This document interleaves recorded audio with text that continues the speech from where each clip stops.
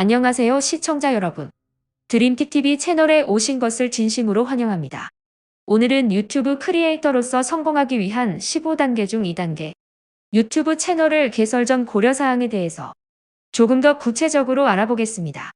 일반 동영상의 특성상, 핵심 주제와 중요한 점을 설명드리고, 나머지 더 자세한 설명은 팟캐스트 방송으로 업로드해 놓았습니다. 유튜브 채널 설정에 대하여 더 궁금한 분들께서는 이 동영상의 고정 댓글과 최종 화면에 링크되어 있는 팟캐스트 방송을 꼭 청취해 보시기 바랍니다. 그리고 동영상 제작에 힘이 되는 구독과 좋아요를 지금 잠시 부탁드립니다. 안녕하세요, 선생님. 오늘의 방송은 어떤 순서로 진행되나요? 네, 반갑습니다. 오늘의 주제는 첫째, 유튜브 채널 설정의 중요성. 둘째, 유튜브 수익 창출 조기 달성을 위한 맛구독 및 시청 활동의 장단점. 셋째, 유튜브 채널 개설 시 주의사항과 꼭 알아야 할 사항. 순서로 진행하려고 합니다. 넷째, 유튜브 채널 개설과 맞춤 설정 방법 설명. 다섯째, 유튜브 채널 설정 방법 설명은 시간이 너무 길어질 것 같아서 오늘 말고 다음 동영상에서 제 채널의 화면을 보며 하나하나 쉽게 설명드리도록 하겠습니다. 유튜브 채널 설정을 잘하는 것이 왜 중요한지부터 설명해 주시겠습니까? 예를 들어 설명드리겠습니다. 여행에 대한 열정과 모험을 보여주는 유튜브 채널을 만든 크리에이터가 있다고 가정해 보겠습니다. 최적화되지 않은 채널 이름만 있고 채널에 대한 레이아웃, 브랜딩, 그리고 어떤 채널인지 설명이 없는 채널은 시청자들에게 채널의 특징을 제대로 알릴 수 없기 때문에 시청자의 참여도와 구독률이 낮아질 것입니다. 반면에 여행 테마를 반영하는 프로필 사진, 배너 이미지, 주목받는 동영상에서 간단한 채널 소개 동영상 배치, 채널의 추천 섹션을 시청자들이 보기 쉽게 배치, 관련 키워드와 함께 눈길을 끄는 제목, 추가 컨텍스트를 제공하기 위한 설명을 최적화한 채널은 시청자의 관심을 끌며 더 높은 참여도, 더 많은 구독자, 더 빠른 성장으로 이어질 확률이 훨씬 더 높을 것입니다. 유튜브 채널을 처음부터 완벽하게 설정할 수는 없지만 점진적으로 배우고 개선해 나가면 콘텐츠 제작자로서 성공과 성장을 위한 강력한 기반을 제공할 수 있을 것이기 때문입니다. 그런데 어떤 채널은 채널의 맞춤 설정이 뭔지도 잘 모르고 설정이 전혀 안 되어 있어도 6개월 만에 수익 창출 승인도 받고 구독자도 많으며 유튜브 활동을 잘하고 있는 경우도 있는데 그런 경우는 어떻게 설명할 수 있을까요? 이 경우는 두 번째 주제인 유튜브 수익 창출 승인 조건 조기 달성을 위한 상호 구독 및 시청 활동에 대한 내용인 것 같습니다. 연예인, 유명인, 방송 전문가, 편집 전문가, 유튜브를 위해 만든 전문 회사 등 특이한 경우를 제외하고는 많은 유튜브 크리에이터들이 접근하는 방법인 것 같습니다. 저도 처음에는 그랬으니까요. 말씀하신 대부분의 경우는 라이브 방송을 하는 채널들에도 참여하여 그 라이브 방송에 참여한 시청자들과 친해지고 열심히 활동을 하며 서로 구독을 합니다. 유튜브 고객센터 페이지에 명시한 하루 최대 구독 횟수인 75개 정도의 채널을 방문하여 매일 동영상을 시청하고 구독도 해주며 댓글을 남기면 상대방도 50% 정도는 구독해주는 사람들이 있을 것으로 추측할 수 있을 것입니다. 이렇게 하면 이론적으로는 약 2개월에서 3개월 만에 수익 창출 승인 조건인 구독자 수 1000명을 달성할 수 있을 것입니다. 또한 가까운 유튜브 친구들끼리 긴 시간 동영상을 서로 시청해주면 최근 1년간 누적 시청 시간 4000시간도 달성 가능할 것입니다. 물론 구독이 취소되거나 재사용 콘텐츠, 저작권법 위반 등의 문제로 우여곡절을 겪는 분들도 계시겠지만 이렇게 수익 창출 승인을 받는 분들이 계시지요. 그렇군요. 그런데 이 방식은 엄청난 노력과 시간 투자가 따라주어야 할 것 같습니다. 이러한 접근 방식의 장단점에 대하여 설명해 주시면 좋을 것 같습니다. 먼저 장점으로는 1. 다른 수익 창출 승인이 가능합니다. 이러한 전략은 채널의 가시성을 초기에 부스트하여 잠재적으로 더 높은 구독자 수와 시청 시간으로 이어질 수 있습니다. 1. 커뮤니티 참여 측면에서도 라이브 방송에 참여하고 시청자의 채널을 구독하면 새로운 유튜브 친구들이 생기고 크리에이터 간의 커뮤니티 의식과 공동 작업을 촉진할 수 있습니다. 단점 및 고려해야 할 사항으로는 지속 가능성 측면에서 이 접근 방식은 수익 창출 임계가 신 구독자 1000명, 최근 1년간 누적 시청시간 4,000시간에 더 빨리 도달하는 데에는 도움이 될 수 있지만 장기적으로 지속 가능한 성장으로 이어지지 않을 수 있습니다. 그 이유는 상호 활동을 통해 얻은 구독자는 크리에이터의 콘텐츠에 진정으로 관심이 없을 수 있으므로 수익 창출 후 참여도가 낮고 잠재적인 구독자 이탈도 발생할 수 있습니다. 또한 구독자 수가 점점 많아져서 수천 명이 되면 시청해줄 마음은 있으나 시간의 부족으로 상대방의 동영상에 댓글을 남기지 않거나 라이브 방송에 참여하지 못하게 될 것이고 결국 상호작용이 끊겨 버릴 테니까요. 콘텐츠 관련성 측면에서도 구독자가 상호 활동을 통해서만 확보되는 경우 콘텐츠의 주제나 내용에는 관심이 없을 수 있으므로 클릭률과 시청시간 등 전반적인 참여도가 낮아질 수 있고 스트레스가 될 수도 있습니다.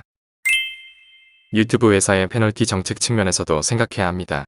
유튜브의 알고리즘은 서브 포 서브, 즉 구독에 대한 대가로 채널 구독을 포함한 인위적인 참여 관행을 감지하고 페널티를 주도록 설계되었습니다. 이러한 관행에 관여하는 채널이라고 인지되면 게시된 동영상의 가시성, 즉 동영상 노출 감소 또는 계정 해지와 같은 결과에 직면할 수도 있습니다. 어떤 사람들은 맞구독이 아주 나쁜 것이고 절대 하면 안 된다고 하는데 그것에 대해서는 어떻게 생각하시는가요? 맞구독의 정의에 대해서 잘 알고 말하는 것이 좋을 것 같습니다. 맞구독은 영어로 서브 포 서브, 한국어로 번역하면 구독을 위한 구독. 사람들이 많이 이야기하는 단순 맞구독입니다. 유튜브에서는 구독만 하고 진정한 시청이 없는 이런 맞구독이 아니고 콘텐츠에 대한 진정한 관심을 기반으로 구독해야 한다는 뜻입니다. 진정한 구독자는 동영상을 보고 채널에 참여할 가능성이 더 크기 때문이겠지요. 전문가들의 의견을 바탕으로 제 의견을 정리하여 말씀드리면 무조건 나쁘다고 말하는 것이 아닙니다. 균형 잡힌 접근 방식을 취하는 것이 중요하다는 것입니다. 커뮤니티에 적극적으로 참여하는 것과 지속 가능한 성장을 보장하는 것 사이에서 균형을 잡는 것이 좋다는 뜻이지요. 그리고 무엇보다도 중요한 것은 대상 시청자에게 진정으로 호소하는 고품질의 매력적인 콘텐츠를 만드는 데에도 꾸준히 노력하고 집중해야 한다는 것입니다. 이렇게 하면 콘텐츠에 진정으로 관심이 있고 콘텐츠에 참여할 가능성이 높은 시청자를 유입할 수 있기 때문입니다. 시청자 및 다른 크리에이터와 진정성 있게 소통해야 합니다. 동영상에 진정성 있는 댓글을 달고 토론에 참여하며 마음이 맞는 크리에이터와 공동 작업을 하면 지원 커뮤니티를 구축하는 데 도움이 될 수 있습니다. 수익 창출 승인은 시작에 불과하다는 점을 기억해야 합니다. 수익 창출 승인을 받은 후에도 유튜브를 그만두는 크리에이터들도 많이 있습니다. 요약하면 상호 구독 및 시청 활동은 단기적인 결과를 가져올 수 있지만 채널의 성장과 참여에 대한 장기적인 영향을 고려하는 것이 더 중요합니다. 진정성, 가치 있는 양질의 콘텐츠, 진정으로 관심 있는 구독자 기반 구축은 시간의 지남에 따라 보다 성공적이고 만족스러운 유튜브 여정에 기여할 것입니다. 많이 궁금했던 내용인데 이해가 잘 되었습니다. 세 번째, 유튜브 채널 개설 시 주의사항과 꼭 알아야 할 사항에 대해서 설명 부탁드립니다. 유튜브 채널을 개설할 때는 다음과 같은 사항을 주의해야 합니다. 채널의 목적과 목표를 명확히 정해야 합니다. 채널의 목적이 명확하면 어떤 콘텐츠를 만들고 싶은지도 정해질 것이며 단기 목표, 중장기 목표도 정할 수 있습니다. 채널 이름은 기억하기 쉽고 채널의 콘텐츠 특성을 반영하는 이름으로 정하는 것이 좋습니다. 너무 길거나 혼란스럽지 않도록 주의하시고요. 깔끔하고 명확한 프로필 사진과 배너 이미지는 채널의 브랜드를 만드는 데 도움이 됩니다. 이러한 시각적 요소는 시청자가 한눈에 채널을 식별할 수 있도록 도와줍니다. 채널의 정보란에는 채널의 목적, 특성, 업로드하는 콘텐츠를 요약하고 시청자가 동영상에서 기대할 수 있는 사항을 알려주는 매력적인 채널 설명을 작성합니다. 최근부터는 댓글에 유튜브 핸들명이 표시되고 있습니다.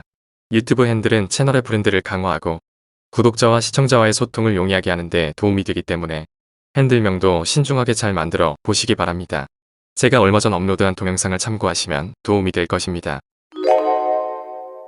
그런데 도대체 일반 채널과 브랜드 채널의 차이점은 무엇이고 어떤 것이 좋은가요? 일반 채널과 브랜드 채널의 차이점은 여러 가지가 있습니다. 콘텐츠의 타겟 시장, 목표, 브랜딩 기회, 파트너십 및 협업 유치, 마케팅 통합, 유연성, 다양한 시청자층 확보 등 여러 가지 측면에서 장단점을 고려할 요소가 있지만 이런 것들을 다 설명하기에는 시간도 많이 소요되고 또 굳이 세세히 다 알 필요도 없지 않을까 생각됩니다. 어느 쪽이 더 유리하다고 답을 드리는 것보다는 콘텐츠 전략 및 목표에 맞는 접근 방식에 선택하는 것이 중요하다고 생각합니다. 그 중에서 가장 큰 차이점은 브랜드 채널은 수익 창출 승인 후 필요에 의해 타인에게 매각이 가능하지만 일반 채널은 개인정보와 연결이 되어 있어서 매각이 불가능하다는 점입니다. 물론 나중에라도 일반 채널을 브랜드 채널로 이전은 가능하겠지만 그동안의 댓글 등 시청자와의 상호작용한 데이터들이 사라질지도 모르는 불필요한 애로 사항이 생길 수도 있습니다. 나중에 브랜드 채널을 매각할 기회가 생길 정도로 채널이 커질지는 모르지만 브랜드 채널로 개설한다고 해서 불이익이 있는 것도 아니니 저는 조심스럽게 브랜드 채널로 개설하는 것이 좋지 않을까 생각해 봅니다. 간단하게 요약하면 브랜드 채널은 기업이나 조직이 제품이나 서비스의 홍보를 목적으로 하는 채널이고 일반 채널은 크리에이터가 자신의 취미나 관심사와 관련된 콘텐츠를 제작하는 채널이라고 이해하면 되는군요. 수익 창출을 목적으로 하는 분들은 미래를 보고 브랜드 채널로 개설하는 것도 좋다는 뜻이군요. 유튜브 채널 개설 시 고려사항, 그리고 일반 계정 채널과 브랜드 채널의 차이점에 대해서도 알아보았으니 이제는 드디어 유튜브 채널 개설 및 설정에 대해서 시작할 수 있겠군요. 끝까지 시청해주신 사랑하는 시청자 여러분, 다음 동영상 제작에 힘이 되는 구독과 좋아요를 부탁합니다. 감사합니다.